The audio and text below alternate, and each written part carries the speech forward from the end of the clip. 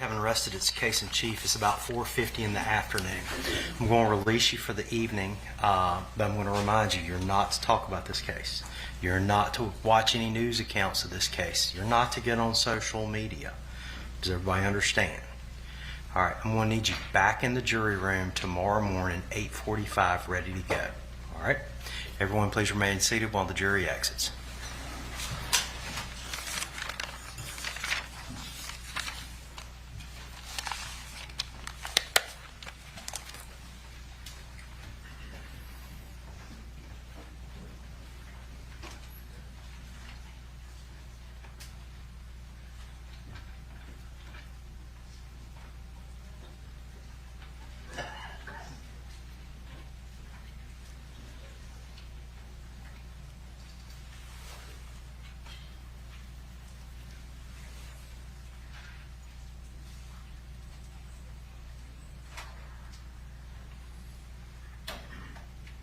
All right, the record will reflect we're outside the presence of the jury. Motion by the defense. Your Honor, at this time, we don't believe the state has made a prima facie case, and we need to ask that all the charges be dismissed. Response. Your Honor, the state believes that we've certainly met our burden beyond reasonable doubt that Carly Gregg is in fact the person who murdered Ashley Smiley, attempted to murder Keith Smiley, and the one that tampered with physical evidence by removing the security surveillance footage and hiding it in the refrigerator. We'd ask that that motion be denied. Any further reply by the defense? No, Your Honor. All right. Motion for directed verdict must be viewed in the light most favorable to the non-moving party, which is the state of Mississippi. The court would state that based on the evidence that's been produced, the state of Mississippi has made a prima facie case, and this case will go to the jury. All right. Anything further from the state for the evening? Your Honor, we will likely have a motion in limine regarding the defendant's expert that I think we'd like to take up before he takes the stand tomorrow, just based off our rulings from the court and things that he may or may not have considered. All right. Why don't we do this last Friday?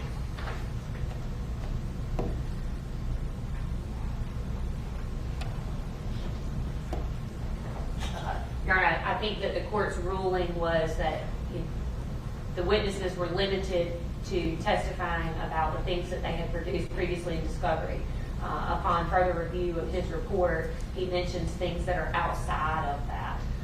And so we're not necessarily requesting a Daubert hearing as to his ability to render testimony as a forensic psychiatrist, but in fact, to limit the information that he may or may not be able to talk about. All right, can we go on ahead and can we take a 5-minute recess and then at least let the court hear this so I can think about it overnight? I don't like to make snap decisions if necessary. Yes, sir. All right, any objection to that by the defense? I mean, no, Your Honor, this is the first we're hearing about this, so we have no idea what they're talking about. Okay, well, that's why we should go on ahead and hear it now. Yes, sir. Let's do this. Let's take a 5-minute recess. Everybody can go to the restroom, then we'll meet right back here. I'd like to go on ahead and at least flesh this out as much as possible. Thank you. We'll be in recess 5 minutes.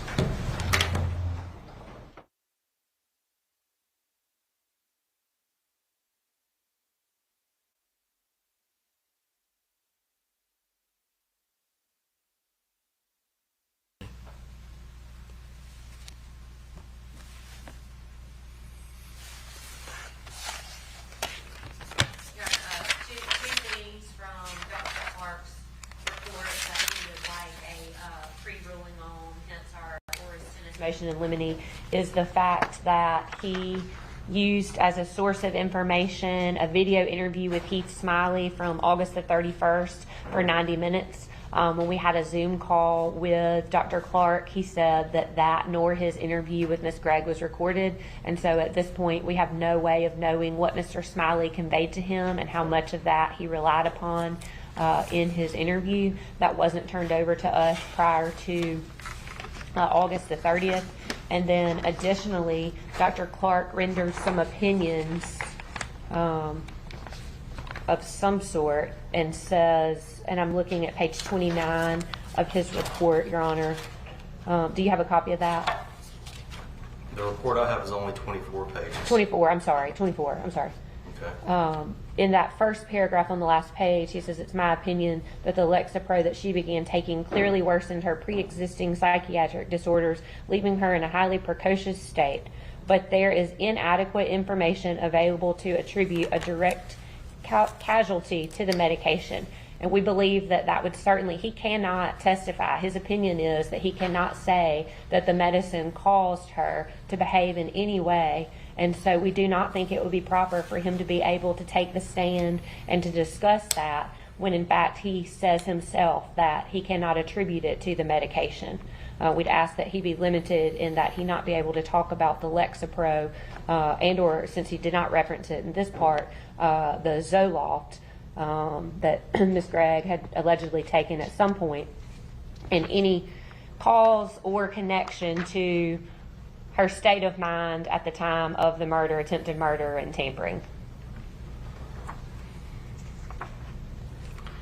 All right. Let me ask this way. As I recall, what the court was faced with was several late discovery disclosures, and maybe the expert had not been retained until a few days after the discovery deadline. However, I believe I gave the state a continuance, or I said I went into the box procedure. All right? Yes, sir. Did you have an opportunity to interview Dr. Clark? We had a Zoom conversation where Mr. Kent was present, where we asked him about the sources that he relied upon, asked him if he had relied upon any interview with Miss Vicki Breland. He said he had an interview with her, but it was not referenced in her report, and so he said he did not, he must not have relied upon her interview. He said that Heath Smiley's Zoom recording interview Zoom interview was not recorded, and that no one else was present. And Your Honor, we asked him somewhat about what his standard was. We cleared up the fact that both he and Mr. Camp had said that they would not be talking about an involuntary intoxication. And so Mr. Camp stated that on the record. Dr. Clark said, well, I talk about the medicine, but I'm not saying that's a legal standard about involuntary intoxication. And so, Judge, I think it's improper when he says he cannot render an opinion. Mr. Camp said he's not going to talk about involuntary intoxication, so it would just serve to confuse the jury rather than offer any probative value at this point.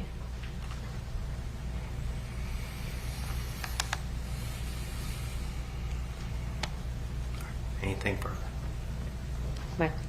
No, sir. All right, response.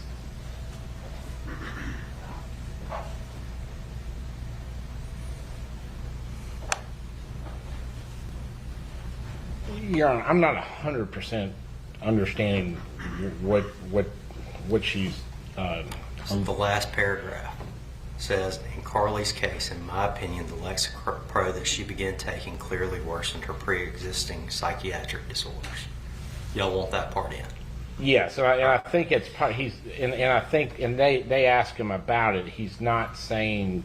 I think it's part of the whole his diagnosis of what he did, but it is not saying that's what it was. If I gather it right, Your Honor. But the next, the comma, so to speak, is, but there is inadequate information available to attribute a direct causality to that medication. Yes, and that's what he's going to, that is my understanding, is he's going to say there's not a direct showing that that's what, that specifically caused it, that is these other things, Your Honor.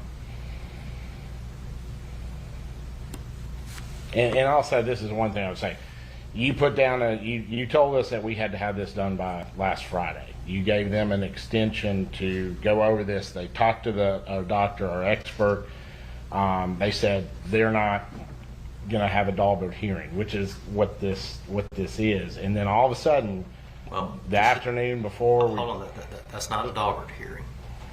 A Daubert hearing's on his qualifications. And on the side. All right. All right. Any further response? No, Your Honor. Reply.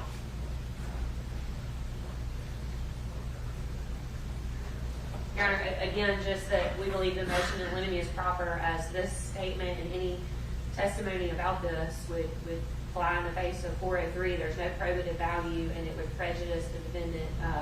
And at this point, it's not relevant, and we would ask that the court exclude any testimony by Dr. Clark or any other witness at this point about trying to causally relate Lexapro to anything that happened on March the 19th, 2024.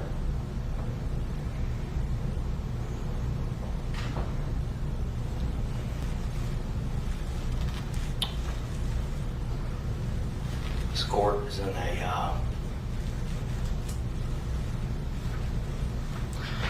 bad position.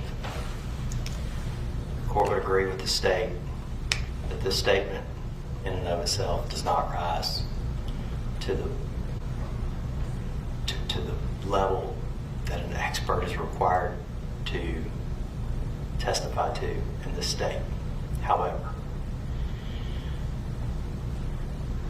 whether he's saying it's not causally related or not, whether or not he's saying there's inadequate information available to attribute a direct causality to that medication.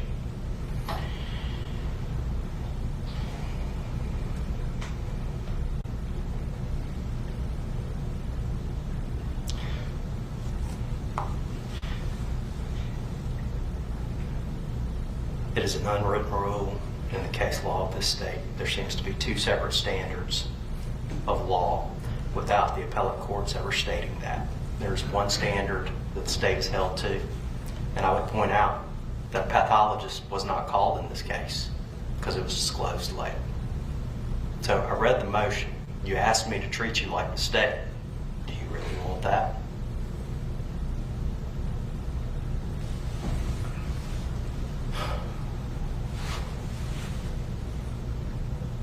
The state is free to cross-appeal this court's decision, and it probably should. However, this court has little faith that this court excluding a witness, even though he was disclosed, hired far past the discovery deadline, and even though the vast majority of the opinion appears to be improper, diminished capacity type evidence, and even though it does not rise to the standard, the court's going to overrule the state's objection. Trial courts in this state are in a bad position. There are too many reversals when we exclude what is deemed to be the defendant's case. And I'm just going to be frank, that this is not a case that this court wants to see again. However, the defendant is raising an insanity defense, and that opens the doors wide open to a lot of things. The court is going to overrule the state's objection. I'm going to allow the expert to testify to a late disclosed report that basically talks about diminished capacity and does not meet the standard of care, does not meet the burden of proof required in the state. However, it's all in the defendant's favor. I hope the state cross appeals. If there's a verdict in this case, I'm inviting you to cross appeal. I'm inviting the Supreme Court to tell me I'm wrong. Give us some case law that says I should. I'm okay excluding it, but there's too many cases out there that have been on the edges that they will reverse.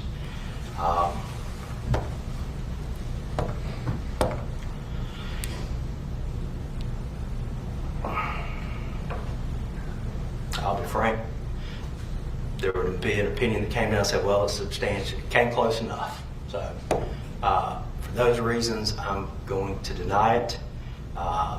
If a jury chooses to return an NGRI on this evidence, then that's going to be their decision. If they choose to acquit her on this evidence, that's their decision. But I'm going to allow the expert to testify, and the state can deal with this on cross-examination to the best of its ability. Feel free to cross appeal, regardless of verdict. Regardless of verdict, feel free to cross appeal. I'm stating I believe I'm wrong, but I'm wrong in the defendant's favor. All right, that's going to be the ruling of the court. Anything further from the state? Your Honor, just, and we can address this if necessary, but we might have a similar argument after he testifies as with regards to jury instructions.